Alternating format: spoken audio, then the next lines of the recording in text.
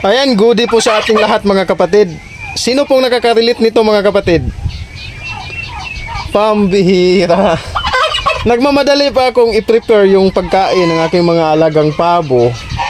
Kasi dito sa aming area is bibihira lamang pong mag-run out. Biruin nyo, sinaksak ko para magsimula na akong magiling.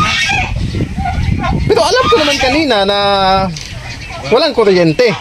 Ang naging problema ko lang is nakalimutan ko kasi parang nasanay na yung katawan ko na pag pupunta ako dito sa aking pabuhan, pag magigiling na ako ng kanilang mga pagkain is isasaksak ko na lang. Ayan.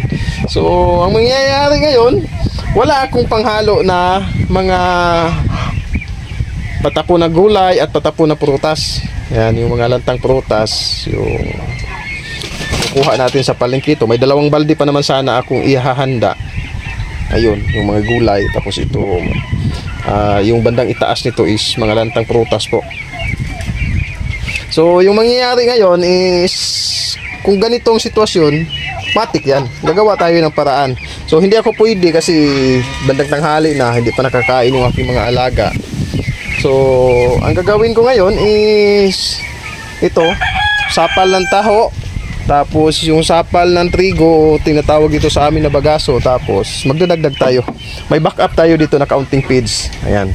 Ito po yung gagamitin natin pang pasarap sa kanilang pagkain. Kasi wala akong magamit ngayon na alternatibong pagkain nila.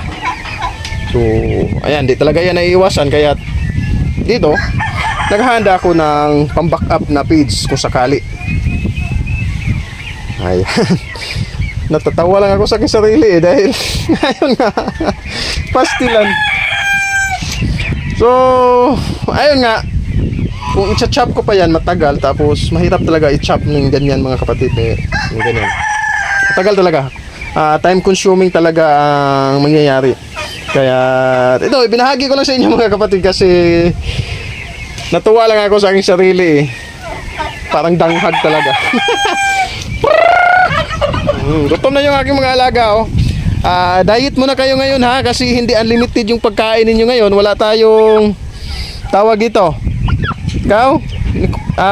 Black white naman nun. White bird. Si white bird. Gutom na yan si white bird. Tapos itong si Joro at yung kanyang mga chicks. Maraming chicks si Joro dito eh. Ayan, so konti lang ngayon ha. Snack lang sa takaron kay wala tay mga dahon-dahon kay dili kagaling. Dili makagaling ang inyong amo. Hindi maaring gumiling eh. Mamayang hapon na lang ako babawi. So yan lang muna yung kaunting update mga kapatid. Natuwa lang ako sa aking sarili dahil sinaksak ko pa yung aking cheddar. Ayun, walang kuryente. Pagkalooy.